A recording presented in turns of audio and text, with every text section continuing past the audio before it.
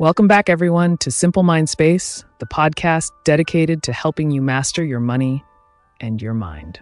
Today, we're diving deep into the fascinating world of money, exploring its origins, its importance, and the critical role it plays in our lives.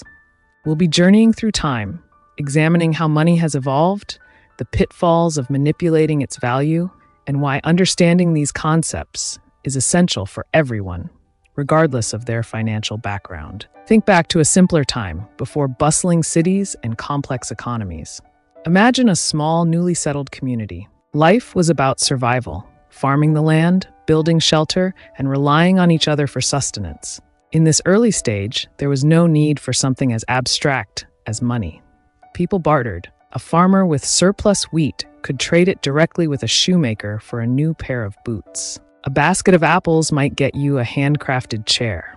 It was a direct exchange of goods and services. As the community grew, so did its needs and complexities. Enter the general store, a revolutionary concept that simplified trading. Now, instead of bartering for each item individually, you could bring your produce to the storekeeper and exchange it for various goods the store stocked. This was more efficient, but it still relied on the cumbersome barter system. The value of goods fluctuated, making each transaction a gamble. Imagine a farmer exchanging a bushel of wheat for sugar. The next week, the storekeeper might demand more wheat for the same amount of sugar, simply because the market for wheat had shifted. The storekeeper, being more attuned to these fluctuations, always held the upper hand. This fluctuating system highlights a fundamental principle of money, the need for stability.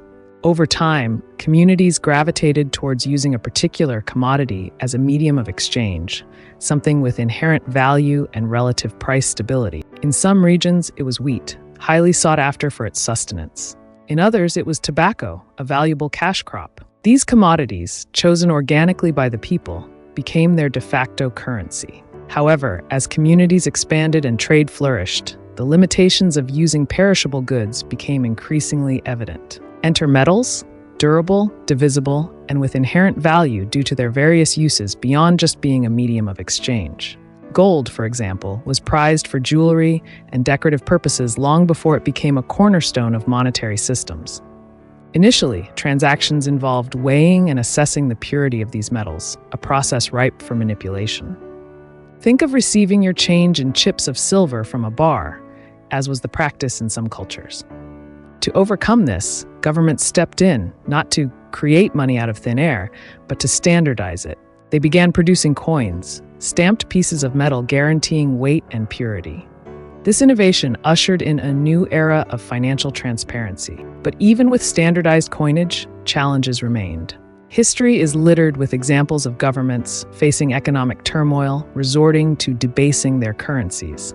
They would reduce the precious metal content in coins while maintaining their face value, effectively cheating their citizens.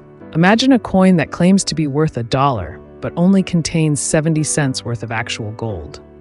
This practice, a betrayal of public trust, highlights the importance of integrity in monetary policy. This brings us to a critical concept, the difference between money and debt.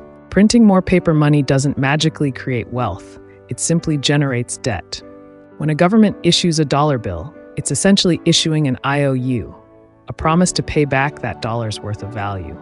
If a government prints excessive amounts of money without the backing of real wealth, it can lead to hyperinflation, rendering its currency practically worthless. This distinction between money and debt underscores the significance of confidence in a monetary system. If people lose faith in the government's ability to back its currency, the entire system can crumble. Here's where the story takes another turn. As economies grew increasingly sophisticated, they developed a system that transcended physical money, a system built on credit. Today, the vast majority of transactions don't involve exchanging physical cash. Instead, we use checks, credit cards, electronic transfers, all forms of credit representing a claim on actual money held within the banking system. Imagine this system as a vast, intricate web of trust. When you deposit money in a bank, you're essentially lending it to the bank, trusting they will honor your claim when you need to withdraw it or make a payment.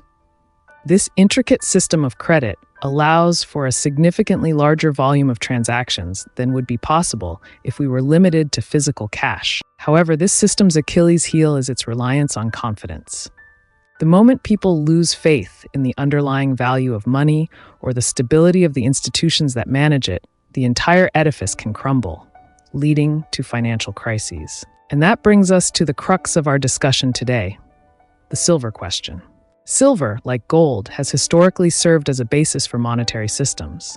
However, unlike gold, which has maintained relatively stable value, silver has experienced significant fluctuations, especially in the last century. As new silver deposits were discovered and mining technology advanced, the supply of silver surged, causing its price to plummet. This volatility created turmoil for countries relying on a silver-based monetary system, leading to economic instability and uncertainty.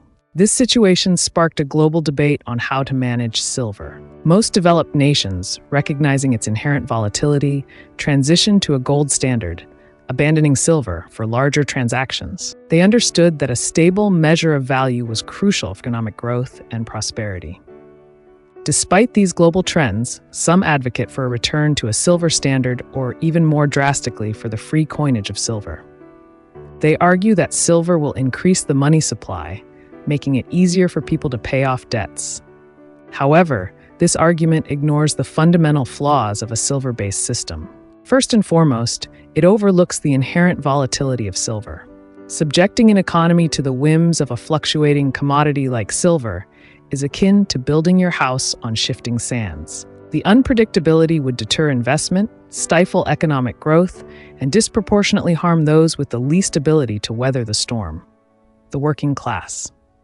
Furthermore, artificially inflating the value of silver through government intervention would only benefit a select few, the owners of silver mines and speculators looking to profit from market manipulation. The average citizen would likely see their purchasing power diminish as the cost of goods and services adjusts to the fluctuating value of silver.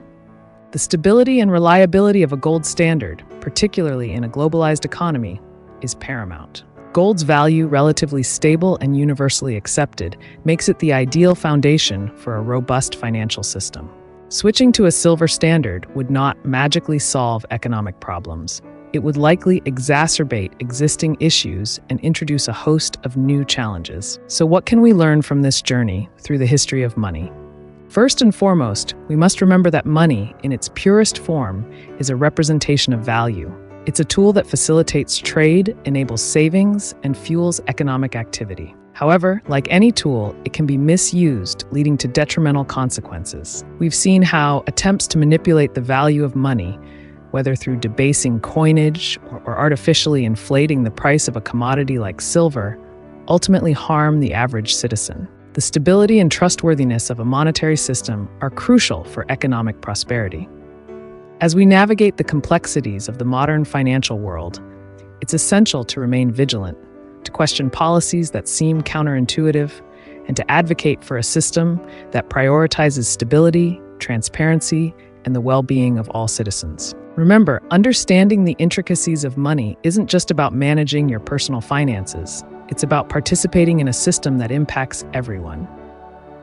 Stay informed, stay engaged, and remember, your voice matters. Thank you for joining me on this deep dive into the world of money. If you found this episode insightful, please like, share, and subscribe to Simple Mind Space for more episodes exploring the intersection of money, mindset, and personal growth. Until next time, remember to invest in yourself and your future.